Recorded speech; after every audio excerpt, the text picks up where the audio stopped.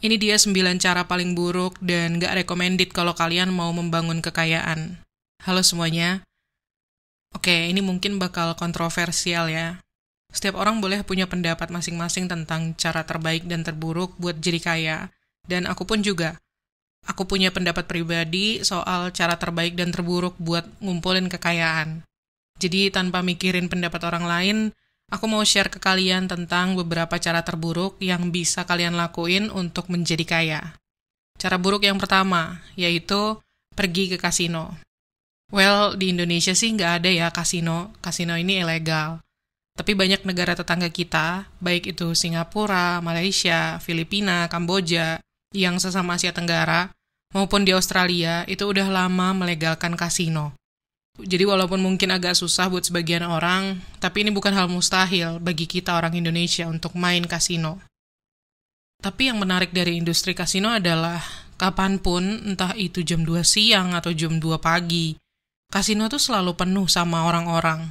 Di meja blackjack, di mesin slot, di meja roulette, semua orang yang bermain berharap untuk bisa mengalahkan bandar dan pulang membawa banyak uang melebihi modal awal mereka. Tapi sebenarnya secara statistik, permainan kasino itu lebih menguntungkan bandar loh. Bandar selalu punya peluang lebih besar untuk menang. Ini dia house edge atau bagian bandar buat beberapa game populer yang tadi aku sebutin. Oh ya, bagian bandar ini didefinisikan sebagai rasio kerugian rata-rata terhadap taruhan awal ya. Kayak misalnya untuk blackjack, itu ada sekitar 2% untuk bagian bandar. Yang artinya untuk setiap 1 juta rupiah misalnya yang kita pertaruhkan di blackjack, kita bakal kehilangan sekitar 200 ribu. Dan untuk roulette, 5% untuk bagian bandar. Dan mesin slot, tergantung mesinnya sih, bisa 2-15% bagian bandarnya. Ini peluang yang cukup susah buat dikalahin. Nah, selain house edge atau bagian bandar tadi, lingkungan kasino juga sebenarnya nggak mendukung kebiasaan yang sehat. Saat kita ada di sekitar orang yang mempertaruhkan uang untuk dapetin untung sebanyak-banyaknya, perilaku ini bakal menular ke kita. Bertaruh lebih banyak saat kita seharusnya udah berhenti, menggandakan taruhan saat seharusnya kita mundur. Oke, mungkin kalian ngerasa nggak bakal ke kasino ya, toh di Indonesia nggak ada. Tapi kalian suka judi online. Ini adalah cara terburuk yang kedua untuk jadi kaya, judi online.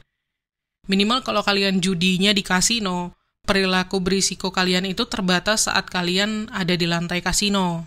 Tapi bahaya dari judi online adalah bisa diakses kapan aja, di mana aja. Mungkin malam-malam bosan, nggak bisa tidur. Judi online, bosan saat istirahat makan siang di kantor, judi online. Masalahnya, bahaya judi online itu bukan cuma karena bandar selalu punya keunggulan, kayak judi tradisional dan kasino. Tapi bahaya sebenarnya adalah potensi kecanduannya yang lebih tinggi, karena kita punya akses kapanpun, 24/7. Kayak ibaratnya godaannya tuh cuma beberapa swipe aja gitu. Gak ada alasan yang tepat atau baik untuk terjerumus ke dunia judi online. Jangan lakukan itu dan ingatkan orang di sekitar kalian untuk menjauh dari judi online ya. Judi online sangat berpotensi untuk cepat menghancurkan hidup kita. Tapi sebenarnya nggak cuma judi yang berbasis online sih ya. Judi offline pun juga sama aja merugikannya. Sebut aja judi kayak lotre atau togel gitu. Dulu waktu zaman Orde Baru, lotre sempat ada di Indonesia. Kalau nggak salah dulu namanya Porkas atau Sumbangan Dermawan Sosial Berhadiah, disingkat SDSB. Tapi sekarang udah nggak ada lagi, alias ilegal. Nah, yang tampaknya masih merajalela, meskipun ya ilegal juga ya, itu adalah togel. Sedangkan kalau di luar negeri, terutama di negara barat, jenis judi yang satu ini bisa dibilang mirip dengan lotre ya. Di tahun 2021, orang Amerika ngabisin 105 miliar dolar buat beli tiket lotre. Membuat ini jadi bentuk judi paling populer. Itu lebih banyak daripada total pengeluaran untuk musik, buku, olahraga, film, dan video game digabungin semuanya. Nah, terus kenapa orang ngeluarin begitu banyak uang untuk lotre? Karena kita semua pengen mimpi. Dengan beli tiket lotre, itu sebenarnya kita sedang membeli kesempatan untuk mimpiin masa depan yang baru. Masa depan di mana kita nggak perlu khawatir soal uang, Masa depan di mana kita bisa hidup kayak orang kaya dan terkenal. Tapi seberapa besar sih kemungkinan lotre bikin kita kaya? Nggak terlalu bagus sebenarnya. Ini faktanya ya. Untuk salah satu lotre paling populer di Amerika Serikat, Mega Millions, peluang menangnya itu sekitar 1:176 juta. By the way, ini aku pakai data dari Amerika Serikat karena data di Indonesia nggak ada ya. Lotre atau togel kan ilegal, jadi nggak ada data yang pasti soal permainan atau judi ini. Nah, kalau kalian main lotre negara bagian kayak California Super Lotto, peluangnya naik sedikit, jadi 1:42 juta. Menurut National Weather Service Amerika Serikat, kalian 250 kali lebih mungkin disambar petir daripada menang lotre.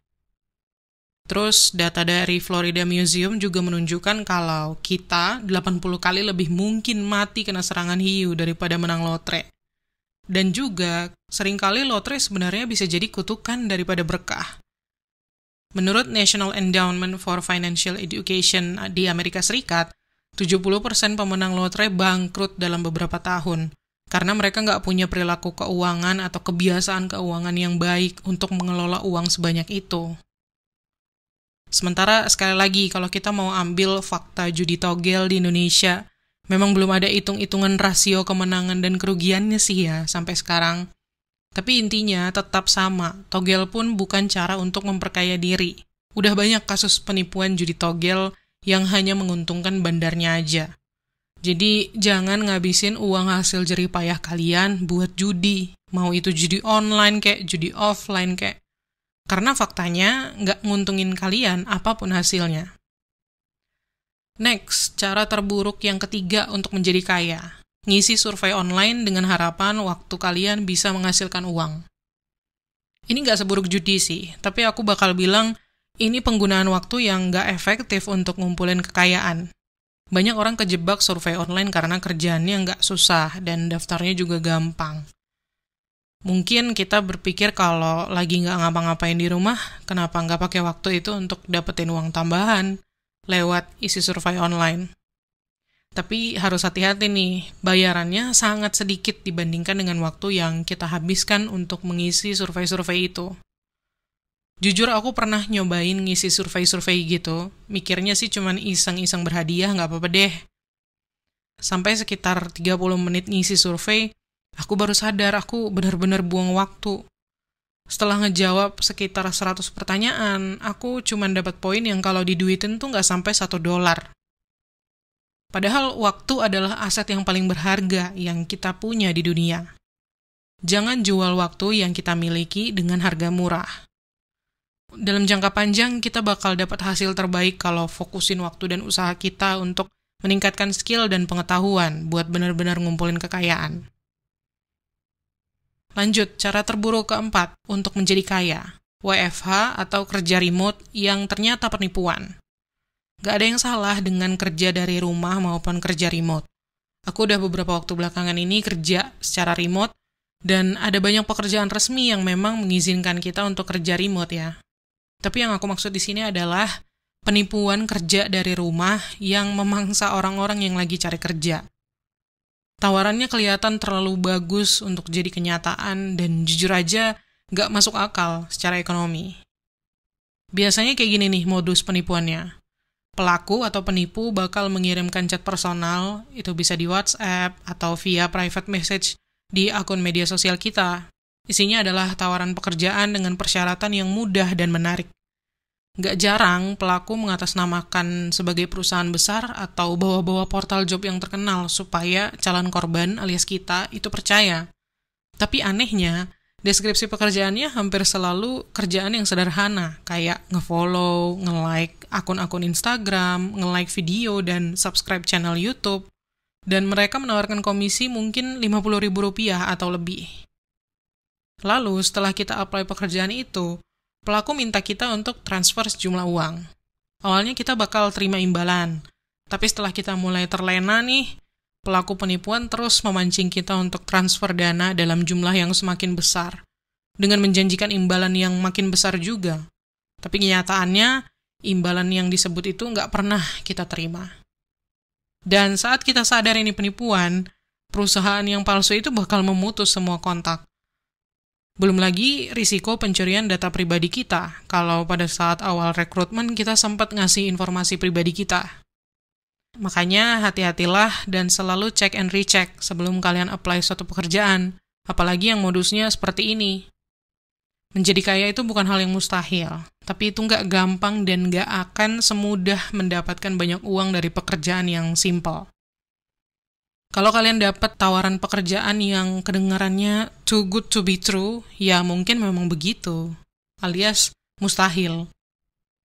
Oke, next. Cara terburuk yang kelima untuk menjadi kaya adalah multi-level marketing atau disingkat MLM ya, atau yang juga dikenal sebagai network marketing. Dulu pas masih kuliah, aku pernah diundang ke acara kayak gini, tapi aku nggak datang. Yang pernah datang itu salah satu temanku. Jadi ada seorang kenalan dia yang bertanya ke dia apakah dia lagi cari kerja. Dan sebagai mahasiswa yang bokek, uang jajannya pas-pasan, tentu aja dia jawab iya. Lalu si orang ini mengundang temanku untuk datang ke acara malam dan nyuruh temanku untuk dandan formal karena bakal ketemu banyak orang penting katanya. Untungnya begitu temanku sampai di acara, dia ngerasa ada yang gak beres dan langsung cabut dari sana. Oke, multi-level marketing ini sebenarnya nggak ilegal. Ini strategi bisnis resmi dan dipakai oleh beberapa perusahaan buat jualan produk dan jasa mereka. Tapi kalau pendapatku pribadi ya, ini praktek bisnis yang kurang oke sih buat para pekerjanya. Perusahaan yang baik adalah perusahaan yang memberikan layanan dan produk yang berguna ke pelanggannya. Nah, apa sih value yang dikasih multi-level marketing selain ngasih untung ke orang-orang yang duduk di puncak perusahaannya? Kalau di Amerika, menurut Federal Trade Commission atau Lembaga Perlindungan Konsumen dan Persaingan di Sektor Ekonomi, mayoritas orang yang ikut MLM tuh mengalami kerugian dalam hal uang. Lebih parahnya lagi, banyak yang malah ngutang karena harus beli produk sendiri untuk menjaga penjualan mereka. MLM mungkin terdengar menarik kalau kalian punya semangat wirausaha. Kalian nggak perlu bikin produk, mikirin pemasarannya, dan semua yang berhubungan dengan menjalankan bisnis sendiri. Tapi kalau enggak, mending jauh-jauh deh. Lebih baik mulai bisnis sendiri dan jadi kapten kapal kalian sendiri, bukan jadi pendayung untuk orang lain. Lanjut, cara terburuk yang keenam untuk menjadi kaya adalah day trading atau trading harian. Day trading itu bisnis yang serius, bukan sesuatu yang bisa kalian coba-coba buat senang-senang. Kalau kalian mau jadi trader yang oke, yang canggih, butuh investasi besar dan pengetahuan yang mendalam tentang pasar dan sekuritas yang mau kalian trading. Trader profesional dari bank besar aja harus melalui proses rekrutmen yang sulit untuk punya kesempatan trading buat perusahaan mereka. Dan begitu mereka mulai trading, mereka harus terus belajar untuk tetap update dengan strategi trading terbaru, berita keuangan, dan tren pasar. Nah, hanya membaca beberapa buku tentang day trading dan forum di medsos, itu nggak bakal bikin kalian jadi cukup kompetitif. Data jelas-jelas menunjukkan bahwa kebanyakan trader yang amatir itu rugi atau kehilangan uang, karena mereka nggak punya keunggulan yang dimiliki bank-bank besar. Lanjut, cara terburuk yang ketujuh untuk menjadi kaya. Investasi dalam aset yang kalian nggak paham, atau lebih parah lagi, kalian pikir kalian paham tapi sebenarnya nggak. Misalnya, yang jelas-jelas berisiko kayak cryptocurrency atau NFT. Tapi bisa juga beberapa investasi tradisional kayak saham dan properti juga. Saat kalian berinvestasi dalam aset yang nggak kalian pahami, kalian berpotensi membuat keputusan investasi yang buruk, juga membuka kemungkinan risiko yang nggak perlu, dan bahkan bisa jadi korban penipuan. Contohnya, ada anggapan umum bahwa properti adalah investasi yang baik. Kebanyakan orang kaya menaruh banyak uang mereka di properti, jadi apapun yang berhubungan dengan properti dipandang sebagai investasi yang bagus, ya kan? Padahal, saat kalian nggak paham sama pasar properti secara spesifik, dari mana uangnya berasal, dan siapa aja pemainnya, kalian bisa mudah tertipu. Kalian mungkin beli suatu properti dari broker yang nyebut bahwa properti itu bakal ngasih untung besar.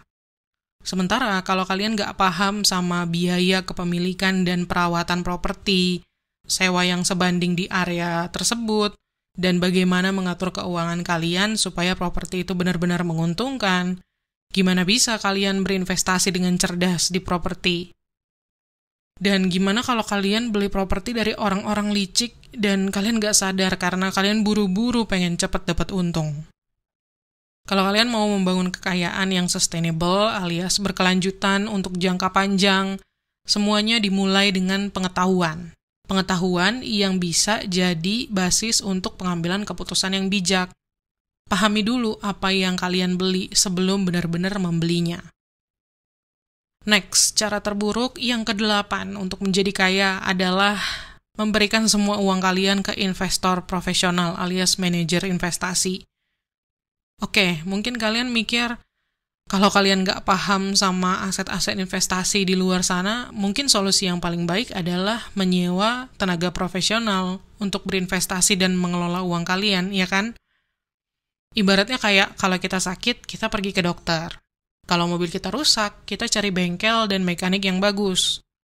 Jadi kalau mau bangun kekayaan, kita harus cari manajer investasi yang bagus dan profesional, kan? Tapi ya, menurutku, ini juga salah satu cara terburuk untuk menjadi kaya. Kalau dibandingin sama judi dan ikut MLM, investasi dengan manajer investasi emang lebih baik. Tapi masih tetap masuk dalam cara yang buruk menurutku. Alasannya yang pertama, pada akhirnya nggak ada yang lebih peduli sama uang kalian selain kalian sendiri. Itu uang hasil kerja keras kalian. Jadi jangan cuma ngasih uang itu ke orang lain dengan harapan mereka bakal lebih baik mengurusnya. Terus yang kedua, seringkali uang yang mengalir antara kalian dan manajer investasi itu nggak sejalan.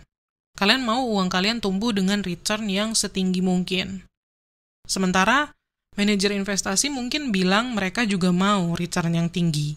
Tapi sebenarnya yang mereka peduliin hanyalah seberapa besar uang untuk mereka, komisi untuk mereka. Iya, mereka mau return yang tinggi untuk menarik investor baru. Tapi kalau mereka bisa mempertahankan investor yang sekarang dan portofolio miliaran rupiah mereka tetap dapat uang tanpa terlalu peduli gimana kinerja dana yang mereka pegang. Dan alasan yang ketiga, studi udah secara konsisten menunjukkan bahwa dana yang dikelola secara aktif nggak bisa mengalahkan indeks fund yang sederhana. Kebanyakan malah lebih buruk.